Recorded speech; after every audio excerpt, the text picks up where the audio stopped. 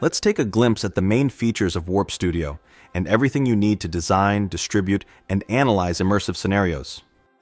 Once logged in, we start on the Scenarios page, where you have an overview of already created scenarios, either in testing phase or published and ready to be played.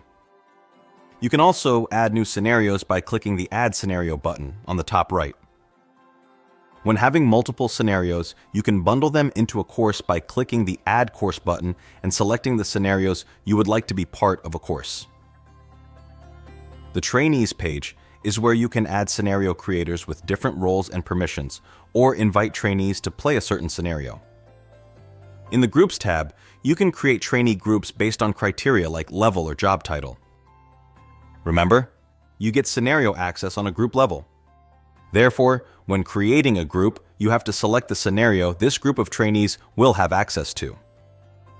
There are different ways your trainees can get access to play a scenario, either via email invitation when you add a trainee to a group, a public link generated from the Groups tab, through shared devices in the Shared Devices tab, or LMS integrations with packages to be downloaded for each scenario.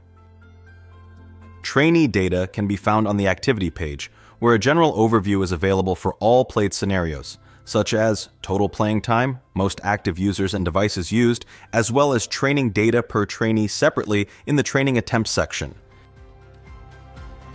Finally, under your profile icon in the top right, you'll find the Workspace settings. This is where you can set your organization's branding details, manage emails and security, and track Warp Studio members' activity. Also, this is the place to manage your subscription and your workspaces. For any questions or immediate assistance, click on the chat icon at the bottom right and we'll be more than happy to help.